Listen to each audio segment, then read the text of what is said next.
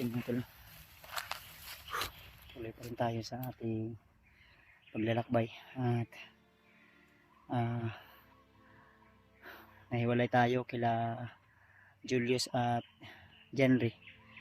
So ito po yung update natin sa mga nag-alala sa atin. So pasensyahan nyo na po kung ngayon tayo naka video o di kaya naka-upload dahil medyo sumama yung pakiramdam ko at nagpahinga tayo.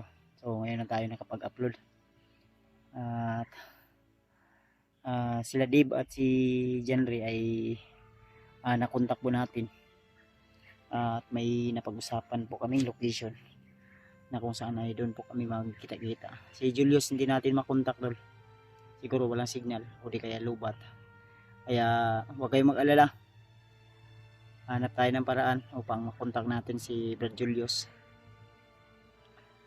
So kanina may narinig akong sigaw ni Commander Bangkel, di ko alam kung saan banda pero may mga bandido din yung kasama. So medyo malayo pa yun pero rinig ko yung usapan nila at rinig ko po yung sigaw ni Commander Bangkel. Pero sana kung dito yun banda, kung nandun yung bihag ay makikita natin mga tol yung asawa ni Jenry, dahil si Commander Bangkel po yung hawak ng asawa niya sa ngayon at kailangan nating matagpuan muna sila Jenry kung sakaling man ay maano natin, makita natin si Commander Bangkel dito. So tuloy pa rin tayo tol. So ito pa rin yung location ko ngayon, ito yung area na kinalalagyan ko ngayon. Sila Julius ay hindi ko makontak talaga, buti na lang si Dave, kasi ang pagkakaalam ko si Julio ay parang nagkita niya yata sila Remark at ni EG, kaya siguro nakontak din nila yung cellphone ni Pidot dahil yung kumontak ako ay hindi sumasagot yung tao na naghahawak sa camera ni Brad Pidot. Pero siguro natatakot o di kaya ay di marunong o di kaya ay busy siguro. Pero huwag kayong mag-alala tol, sila Remart ay nakontak din natin at ang sinabi ko sa kanila ay huwag kayong mag-alala sa akin, ako po ay ligtas at yung ipopokus nyo talaga na kukunin ay si Pidot o di kaya kitain nyo yung hawak ng camera ni Brad Pidot. Kasi kung wala kaming idea tol o wala kaming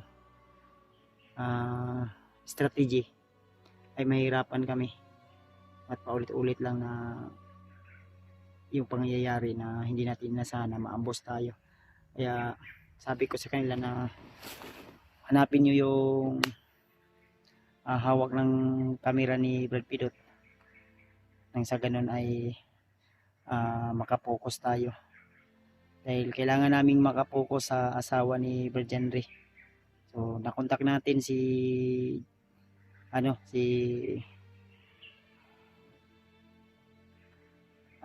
Dave at saka si Jenry. So proceed na tayo doon at tuloy lang tayo tol.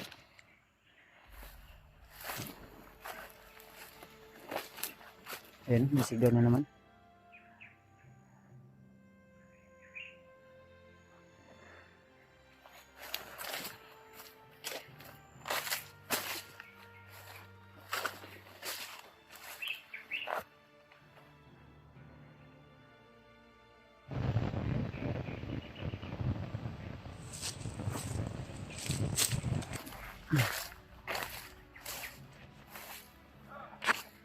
Ayun, parang dala na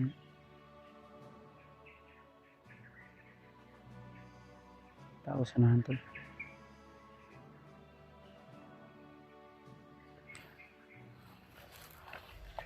Okay.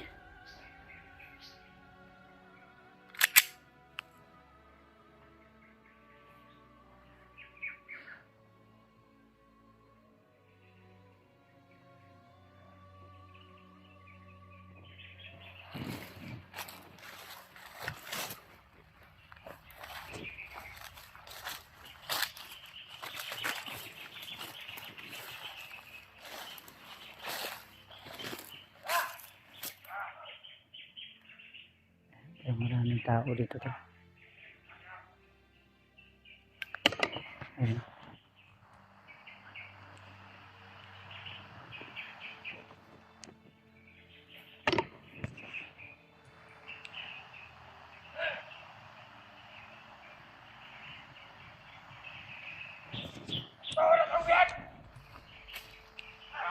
Si Commander Bangkel gitu ya.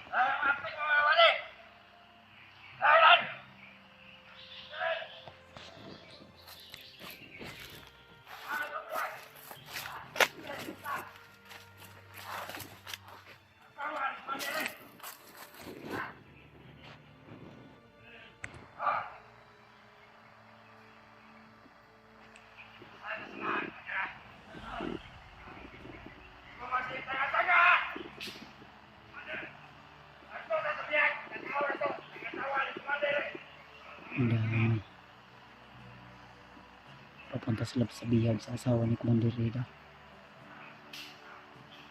Si Commander Bangkel dito ako natulungan to. Kaya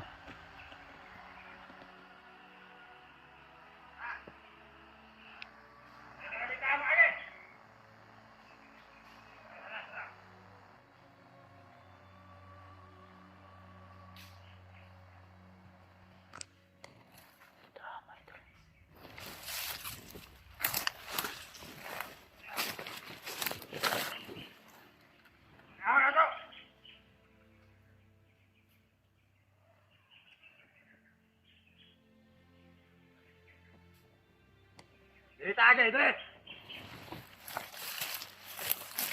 Taho na itong biyag! Kasawa! Kasawa na kung na. Oh! Kailangan na kumusta na karon? Tawag ka na rin, Commander Bangkel.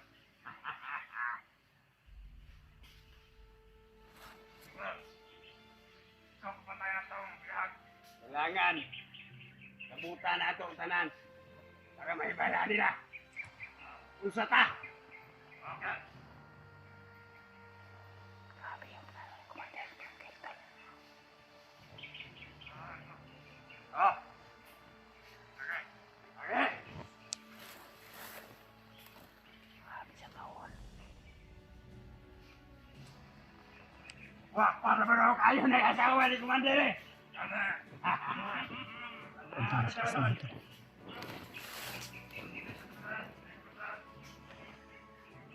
Ahora to, umay ko pa mata.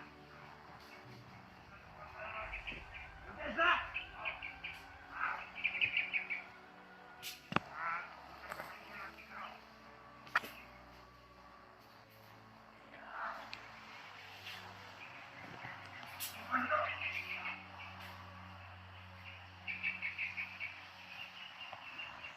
Kasi na tayo dun sa area kung saan namin ang usapan ni Bertende.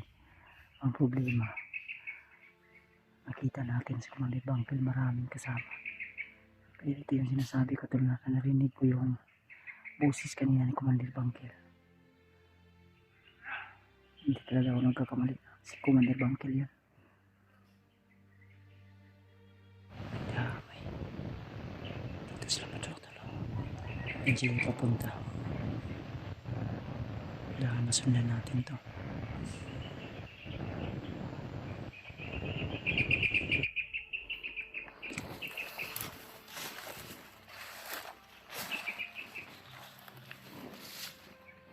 Papunta sila sa asawa ni Bertende dito.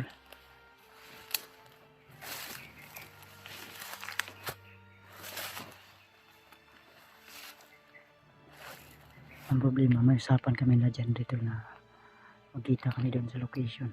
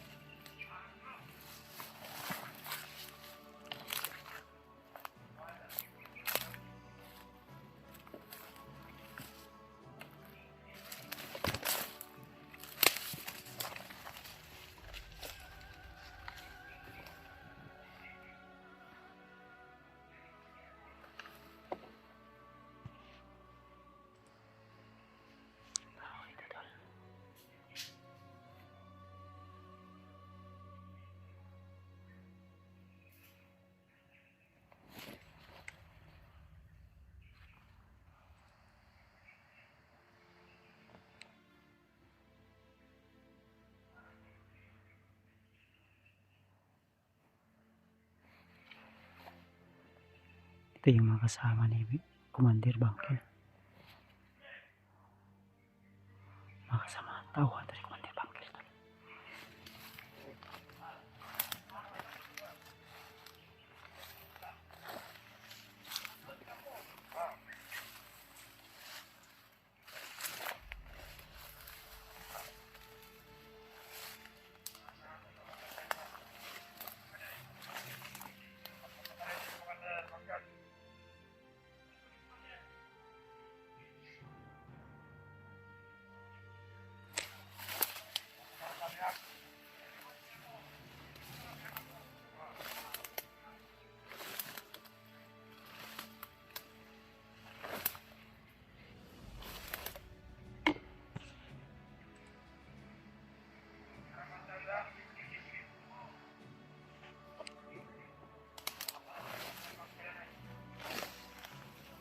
Bantay ko natin yung Commander Bangkil dito.